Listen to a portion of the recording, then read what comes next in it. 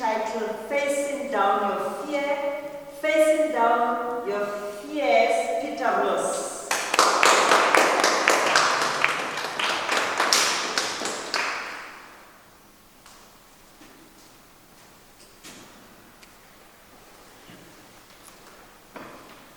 As Camille calls me up, I wipe my glass against my pants. Nice sweat spot on my pants. I view fear as two different things. It has two different faces, like the guard James. On the one hand, there are the things we're scared of. It could be spiders, or snakes, or heights, or the dark, or any plethora of things. There are many things that we all are scared of. And if you tell me you've got no fears, you're exceptional, or perhaps even a bit awkward, because I haven't met anybody like that. Some people chase experiences, so they actually reduce their fear, they actually lose fear of many things. They keep chasing the experiences, but there's always something we fear. On the one hand, it could be enabling. So if you talk to Cher, we talk to Dolly Parton, you see where they're coming from, growing up in dire poverty. They were driven by the fear of poverty, of ending up the way they grew up, of leaving their families in the same conditions. And that fear actually drove them to heights that very few other people are taking. So they turned that fear into something positive. On the other hand, it could be very debilitating. I've worked with a lot of women, and when you get to job applications, a guy would say, I'm 15% qualified, that's good enough, I'm going to apply. With the female applicants, they want to be 150% qualified before they would apply. They always doubt themselves and say, I'm 95, 75, I'm 150, and they never think they're good enough. So part of my job has always been to motivate them and say, apply for the job. Because the Dunning-Kruger effect states that stupid people think they're smart, but smart people doubt themselves. So I suppose most women are smart, I've worked with, because they always doubt it.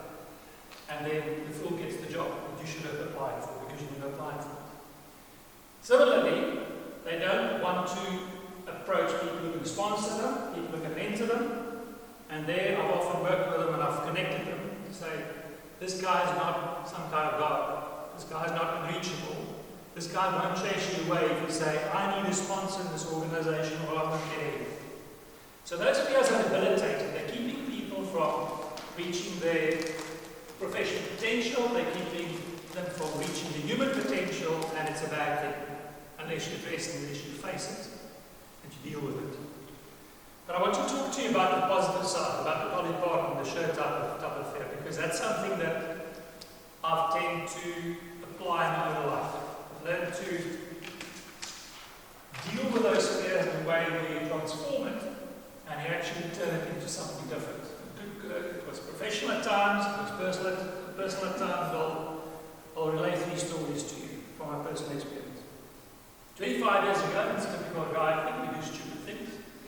I decided to get into beekeeping, and my lack of fear of bees almost resulted in my death. Because I thought the quickest way of getting into this thing is to buy an apiary from somebody who's experienced, and I'll learn how this works, and that's what I did. But in the evening when we picked up the hives and moved them, I thought I'd dress like a European beekeeper, because it can't be that different. So I put the top on, with a veil and the gloves, and jeans at the bottom. So guess who ended up in the ICU? About halfway through this exercise, we were putting the hives on the trailer. My dad and I, with the help of the people I bought this from, I said to one of the guys there, my tongue is too big for my mouth, I can barely speak. Because I'd taken a lot of shots in my legs. And the one kid said, you're in trouble, better get you to the ICU. Ended up there, lost sight on the way, they hit me with adrenaline, I lost my pulse, I was dead for a little while. The next morning I woke up and I discharged myself from hospital like nothing had happened. But I learned a valuable lesson. If you don't fear dangerous things, you end up dead. That holds for guns and bees and motorbikes and all sorts of things. So that stood me in good stead in life. I also learned there are fears that you can overcome and things that you can take on that actually give you great joy in life. The one thing that's kept me healthy and it's kept me grounded and focused in life is hunting. Not so much the killing, but I eat meat, so I harvest my own meat. And I like to spend time in the bush, so I walk hundreds of miles a year without doing anything, just kind of being in the bush, being with my rifle, not doing anything more than just being present and being there. So in July, I went back with a friend of mine, went buffalo hunting, because the wonderful thing about a buffalo is it can feed an entire orphanage or an entire village, and those are the things we do. People actually eat the meat. It's got a lot of meat. So I was backing up London, and these buffalo were immensely smart. They were actually chasing us around the farm. Just when we thought we knew where they were, they would break out in a different spot and they would run away. And it was a kopje surrounded by a valley, and they would just give us the runaround until I was so tired I could bear anymore. So I said to the other guys who were like 20 years younger than I, said to them, listen, I'm gonna move up the kopje. You guys can do the walking. I've done enough walking. You're the one who wants to have this thing. I'm the backup. And the other guy's got a rifle as well. So I will use my binoculars and tell you what's going on where, and I will steer the situation. But I could kind of see what's kind of working out the pattern of these buffalo, because they would always break up and then run in a particular circle up the one fence. So I thought to myself, if I position myself in this bush, I know they're going to run about 30 meters past me. I'll be there, they will pass me. I'm not the one hunting at the moment, I'm backing up, so I'll stay out of harm's way. I'll sit in this bush. And 2 to 4 buffalo were kind of cracking in the thicket. And I'd learned that they could do that once, they did it twice, the third time they broke out. The third time I heard it, the cow actually broke out with 4 calves on tow. She was running up the fence and then she turned and she came in straight at me. So I was sitting with my rifle there. I was positioned. I was actually in a good position. And I was calm.